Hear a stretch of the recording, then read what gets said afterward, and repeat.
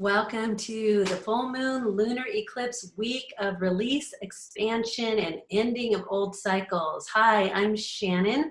I'm your host at lunarladies.com. Welcome to the YouTube channel, and please definitely subscribe and like this video and share it all around if it resonates with you. So here we have our energy update for the week of June 5th through June 11th, 2020. What I do is I cast a chart for each phase of the moon as we to tell the story of what's going on in the heavens, the cosmos, the teachings, the lessons, the gifts, the blessings, and how we can merge with these really high frequencies to help us shift, change, and grow, not only in our personal life, but in our collective experience. And so as I record this video, we have a lot going on in our world. We have a lot going on in the United States. I live here in California in the northern part of the San Francisco Bay Area, so I am witnessing quite a bit of energy, activism, things happening all around that are not necessarily part of the norm, but a response to an old pattern of the shadow of Pisces. Now, a lot of you know who are part of the, study astrology on your spiritual path. We know that we're at the ending of the Pisces age. And usually at the ending of an age comes the shadows. And we merge into the shadow side of an age by also looking at its opposite sign. So as we end the age of Pisces, moving towards the age of Aquarius, freedom and liberation, living from our crown chakra, really understanding our energy body, understanding that we're energy first, matter second. Whereas in Pisces, we've been living the axis of the Virgo Pisces, and sometimes mostly in the shadow. And so as we move towards the age of Aquarius, we're also moving towards the last time we were in its opposite sign, the age of Leo. All of that comes back up to the surface for those who are incarnating on the planet now to do some clearing, to do some new creating. Are we going to repeat cycles of the past, or are we going to break through those patterns, learn from them, get the gifts, release what no longer serves our greater joy and our pursuit of happiness as one collective human family, and move forward to seek outside that old box, that old paradigm, seeking solutions that incorporate a higher consciousness or even a different consciousness, an alternative consciousness to the energetics that created our current problems. And so like Buckminster Fuller said, is, you don't use the same consciousness that created the problem to seek the solution. You look outside that box. You tune into a different energy, a different awareness to seek, to get different answers. You ask different questions, you get different answers. And so here we are with the full moon. Now, full moon phase, right, is our zenith, we start with the new moon, which is 0 point field of creation. And it grows over the 2 weeks to become in its full state, a full moon. And so the full moon in its fruition of these seeds, its maturation, growing to its fullest so that it can produce and bear fruit. But here we're entering into the summer eclipse season where we have 3 eclipses happening, one after the other. And the first one is this full moon lunar eclipse. And so an eclipse happens at the full moon when the earth passes between the sun and the moon, casting a shadow. Casting a shadow onto the moon, making it a ruddy or pink or reddish color. And so our first people, indigenous people, called this time of the year, this full moon, the strawberry moon, because most likely of that eclipse shadow that cast a reddish hue. And so here we are at eclipse time. And eclipses are about endings and beginnings. And they're a powerful moment when the surface of the moon, normally at a full moon, was receiving the fullness of the sun's light upon its surface. But with the earth passing through, we have a moment where all that connection is lost, an interruption, right? This earth moving. And now the earth gets all the light from the sun and the moon goes into shadow. And so when we look at what do these planetary bodies, what do they govern within our own being? The earth, of course, is our incarnation. It's our physical body. It's our earthly life. It's the experience of being a human being. And the moon is our core root self. It gets deeper into the layers of our consciousness, moving towards or operating through our subconscious and our unconscious. And so the moon represents our core root self. It's how we need to be bonded and nurtured with. It represents our primal relationship to the maternal or to mother. And so when we have this frequency shift where the earth passes through, the moon is not receiving everything from the sun. So our subconscious gets like an on-off switch, like on-off. And this is a really powerful time to use consciously and wisely. A lot of indigenous people are not outside during eclipses, and I like to look at that and go, why? Is there a reason? What do they know about this time that modern day people have forgotten? And so a lot of belief systems are saying, you know, it's this on-off switch, and it's a time when you want to be in prayer. It's a time when you want to be inward and connecting with your power, your soul, your spirit. And sometimes if we're outside and we're engaging with other forces that we may not necessarily be aware that exist, that live and exist in different dimensions and outside of our UV spectrum, that which we can see with these two eyes. And so during the eclipse time, it's a powerful time to use it consciously and wisely, coming from a place of soul, which is you know, moving into the realm of you're a being of divine love and light. But there are also other forces at work that you understand the power of these times, and they can use those eclipse moments. If you are in more of an unconscious state, they can, you know, use it for programming. And so we want to be highly aware of what programs are occurring in our lives and around us that we might consider normal, because it's either conditioned from our family, our culture, or it's conditioned from our community, our society, our country, our world, entertainment, and all those things, social media. So you really want to be exploring by going deeper inside yourself and tuning and really embodying your physical form, because the body tells you what you resonate with and what you don't resonate with, what is truth and what is lie. And here we are in the age, or the nodal wave for the next 18 months of Gemini. We're in the Gemini lunar cycle.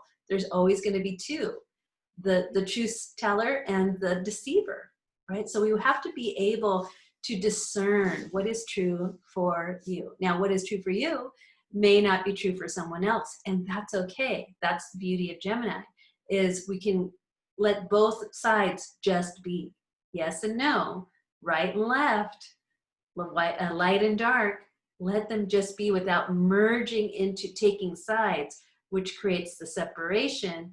When it's separated, that's when other forces can move in to divide and conquer.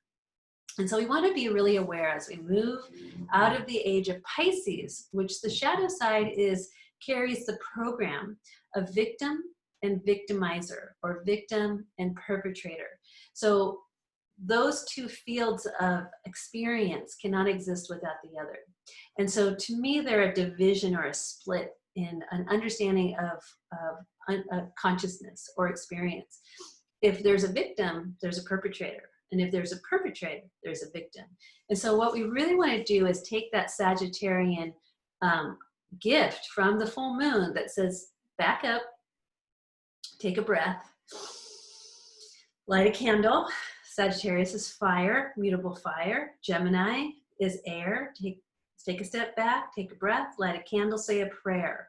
Open up and bring in a higher force field that is in alignment with your spirit and your spiritual path. Call in your angels, your guides, your power animals, that which you work with, who's part of your team. And that way you kind of, I like to say, you cast your Harry Potter cloak around you. And so those that vibe with your energy, that are in a space that bring to you love and joy and support and giving, you want to bring those people closer to you. And those people who show up and are not after your best interest, or maybe have hidden agendas, but come with a really, you know, cheerful face, or, you know, or with lots of baubles and gold, and your body will recognize, ooh, that doesn't, it looks pretty, but ooh, it doesn't feel so good. That's when you're like, let me pause for a minute and check if that energy. Maybe it's not what it appears to be. And that's when we get that insight when we've had enough time to say, whoa, hold on, let me check in with myself. I love myself, I trust myself, I'm working with a force field that loves and supports me too. I remember why I'm here and who I am, and I'm sovereign in my space. So I'm not looking outside myself for that to feed me, nourish me, take care of me, validate me. I'm not looking for that, because I've turned that mirror around and I've been working on getting that from within, right? So, and then that's when we've done our work and are doing our work, that's why we're here. Then we join up with other people who are on their paths doing their work, and then we come together in community because we're of like heart and like mind, and all these beautiful communities start springing up all over the place, and then we interact because variety is the spice of life, right? And then we learn and we teach and we share and we enjoy this planet together. And so that's what I feel this eclipse season is beginning to open up for us. Now 2020, we've been joking on Facebook, in my Facebook community, the Lunar Ladies Lifestyle Group, this is level 6 of Jumanji. January to June were practice. Now the real work begins. Can you stay grounded, neutral, open, compassionate in the midst of chaos? Can you be the smiling Buddha in the center of the storm? Now, a lot of us think, well, if I, me included, I'm going to hang out in my hermit's hut or my, up on the mountain away from all the chaos and do my thing, pray and enjoy and be happy. But that's not the real work. Can I bring all that joyful energy and peace and calm and love down into the storm and hold my ground, anchor it, generate a different frequency? Can I anchor something different, whether I'm out in the streets or I am at home doing the same thing? Now, for me, I'm a Cancer. I'm probably going to be home. But I could do just as much and be way more effective than if I was marching down the streets. That's just not my thing. But I can do a lot by being home and being in my field of resonance, surrounded by what brings me happiness. And I could generate a force field that can serve as mother's milk to the masses who are thirsty, who are lonely and sad and hurting and suffering. Because that's the shadow of Pisces, right? Is the victim. Long, long suffering. So when we look at the medicine wheel that appeared in the lunar eclipse chart, now it's 12:12 p.m. June 5th, 2020 here in California. So I got super excited because I'm like, hey, I'm in California, it's 12:12. I'm going to be dancing in the 12:12 vortex, making my flower essences, making my moon medicine, and burning my papers and doing all kinds of cool stuff. So I'm stoked. Now, every time zone throughout the lunar cycles gets like a really cold time when something happens like this.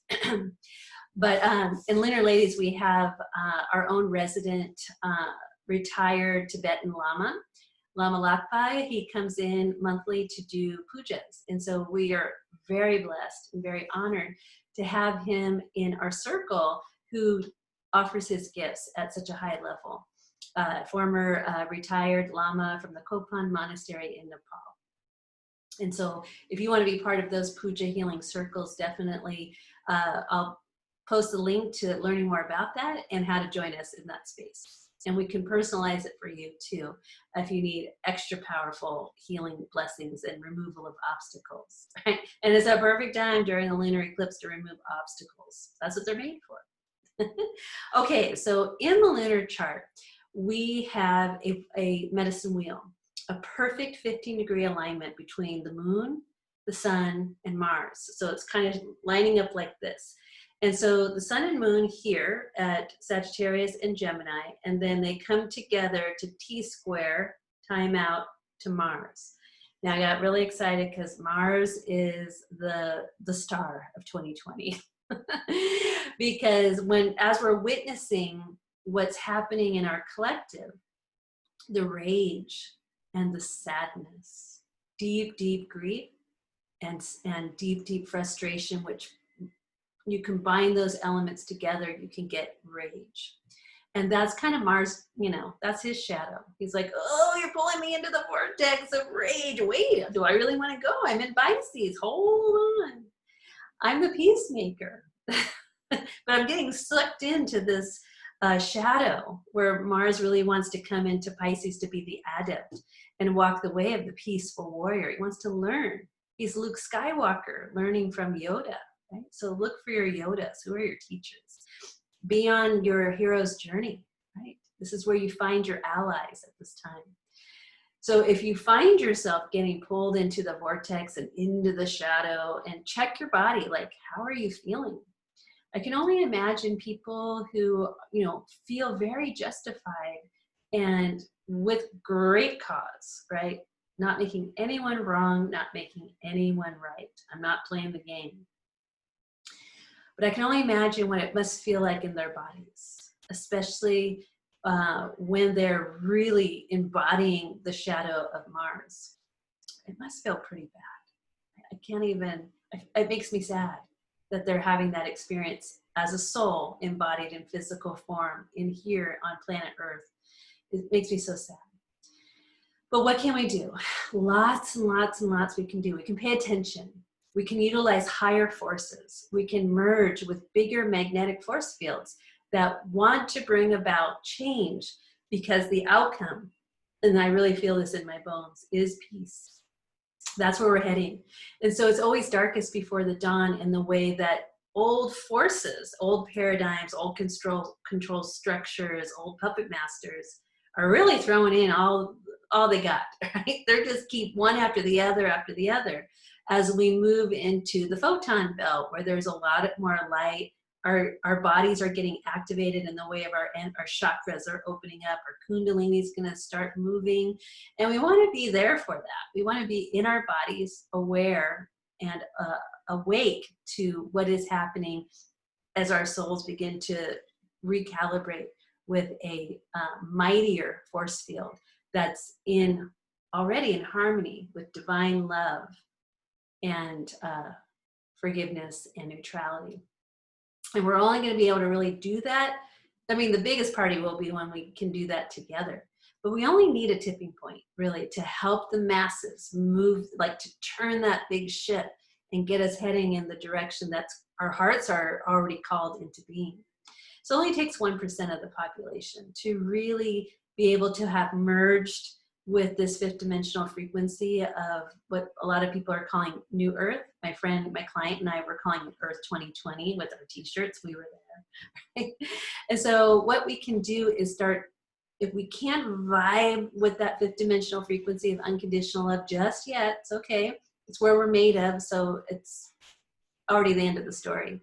What we want to do is discover where we're at right now and get to neutral. And by doing that is by shedding, releasing, letting things flow, because this is mutable medicine wheel.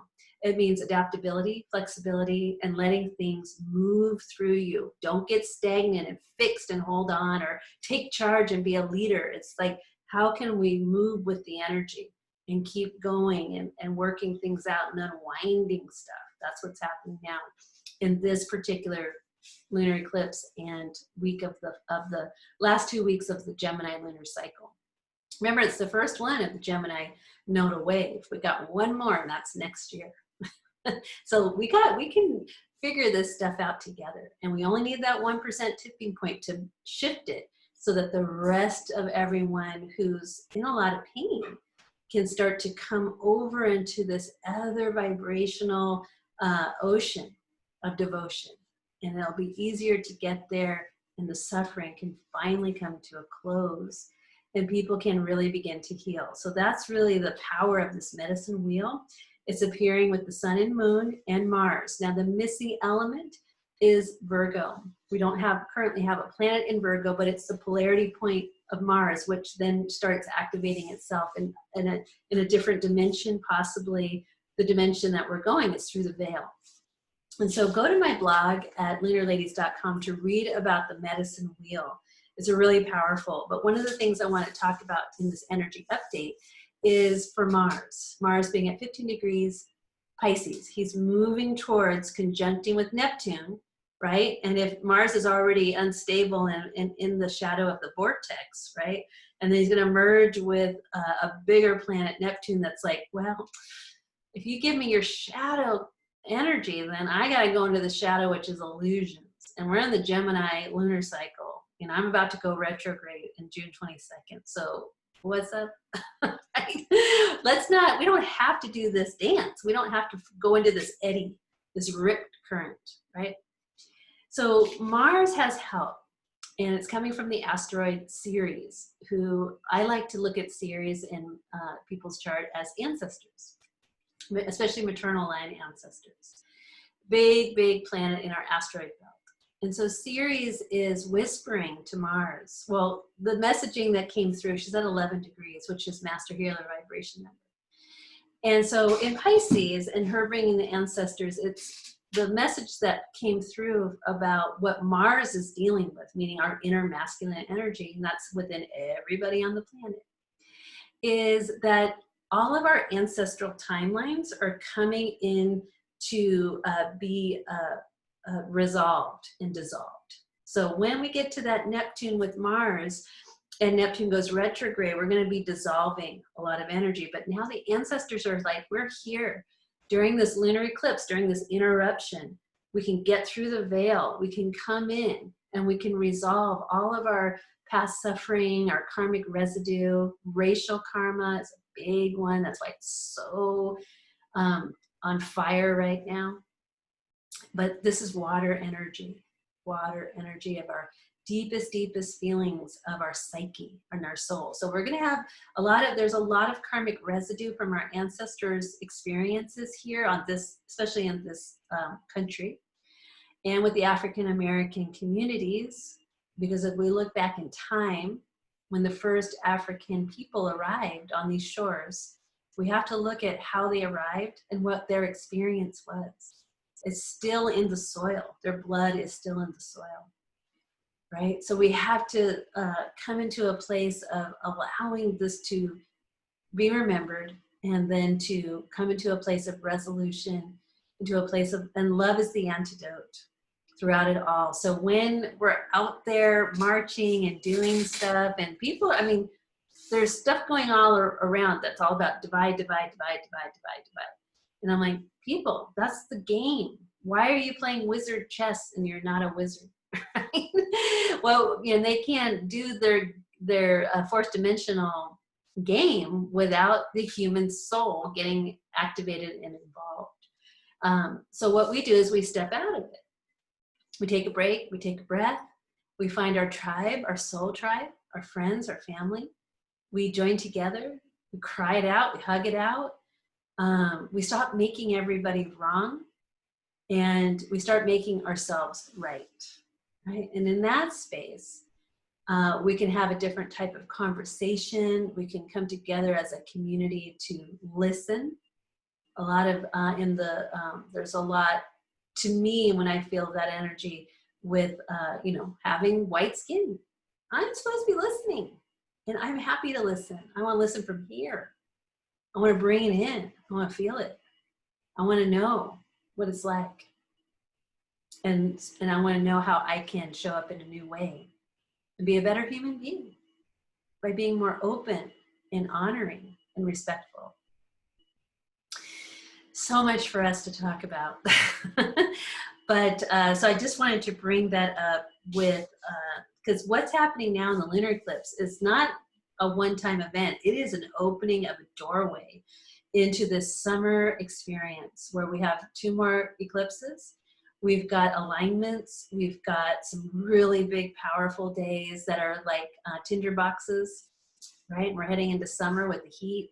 And, you know, the people, the PTBs, the powers that be, are definitely very skilled at being high priests and dark wizards, dark magicians.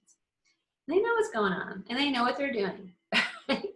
So all we have to do is go, wow, that's happening? Okay, I'm going to make new choices now. I'm not going to participate in that. I'm going to go over here, step outside that stadium, or you go way to the top to watch it from a distance and do my thing, right? I'm gonna anchor, I'm gonna pray, I'm gonna be, I'm gonna listen, I'm gonna act like a hero in the way of from here, from the heart, get instructions from a higher place, because in the Virgo energy, the symbol was a jar of camphor crystals, and camphors are really powerful Vedic, Ayurvedic cleanser.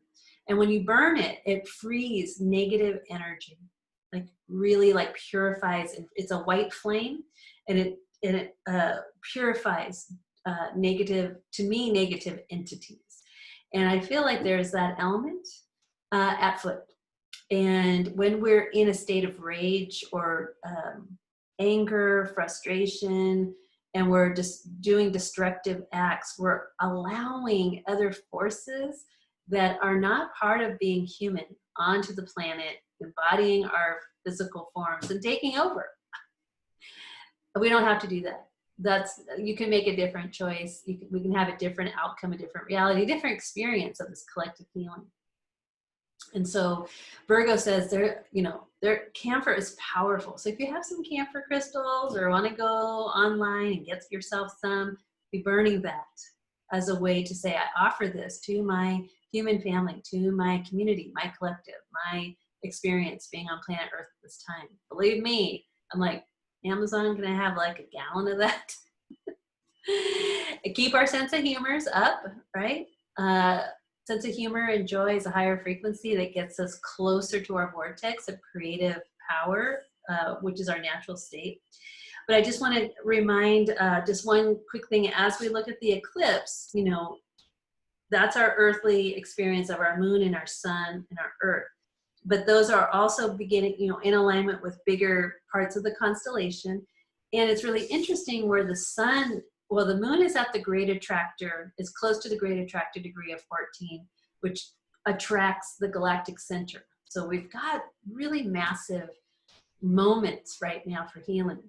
And the sun is at regal, the left foot of, the fixed star regal, which is the left foot of Orion. And a lot of what we're experiencing with strife is possibly results from other dimensional types of strife. And I'll just, as a clue or a hint, point towards Orion's belt or the Orion constellation. And so the left foot of Orion, as the fixed star regal, is about great strength and great bravery. And the next star next to regal, where the sun is emanating through or getting energy from, consciousness and power, is Cursa. And Cursa is the giant's footstool. So Orion being the giant, Cursa, and we're at the left foot. The left foot lifts up onto the footstool of the giant. And what this means is we have support. And so try this out this week. If you're right-handed, you might notice that when your gait, you might always start with your right foot as you're moving through your life. Make a conscious choice to start with the left foot and feel the brave courage and the brave strength of Orion moving through you, right? The giant moving through you. See what that's like. Because I think a lot of our programming is to go right when we really should go left. So brush with your left, brush your teeth with your left hand. Now, if you are left-handed and do a lot with your left already, have a little fun checking out the right side so we can move into that ambidextrous type energy, which also opens up to us to a higher frequency of Gemini. Okay, last thing I want to say, I know I've said this before, Lilith, Black Moon Lilith, my good friend. She is heading towards the goddess of discord, Eris, and they're going to be conjunct with Mars on 9/11/2020. And that's a very big volatile type of energy, but that hasn't happened yet. We want to take our experience now, learn from Mars and Pisces at the higher, in the light, learn from Lilith as she's moving towards the Black Moon, or the Black Moon Lilith is moving towards Eris. And so what happens with the Black Moon Lilith is she empowers Eris to come into form into this third dimensional world. And so we want to be working with our shadow side to be clearing it, because our shadow will go and empower the goddess of discord in the physical world. Who wants that? Some people do. I, for one, I'm like, let's clear the shadows out, because the shadow has the gold. The shadow's not bad. It's only bad when it's in denial, right? Or blocked, pushed back. You know, Dr. Jekyll, Mr. Hyde. We want the shadow up front. We want to say hello and learn about from our shadow self. Make friends with the shadow, right? Because that's where our repressed energy is sitting. It's where our blocked soul, like little, it's kind of like the, and I like to, I'm always using Harry Potter as an analogy, but the Horcruxes, right? The soul split. So in the shadow are concentrations of soul light that have been shut down, repressed, lost, or disconnected. We want to find all those to put ourselves back together. And so Lilith helps you do that. She's currently just moving out of orb with Chiron, and she's moving towards the black moon. So she's also at a midway point, right? And so we want to help our shadow, we want to empower the Lilith state collectively by doing our personal work on the shadow. So have fun with that. Release what needs to be released in the power of the lunar eclipse happening at 12:12 p.m. on June 5th here at California time, East Coast time, 4:12 p.m. So dive into that wonderful vortex and release powerfully what is blocking your pursuit of happiness and your life lived as with liberty and justice for all. See you next week for the energy update for the third quarter moon. We'll see what's going on there.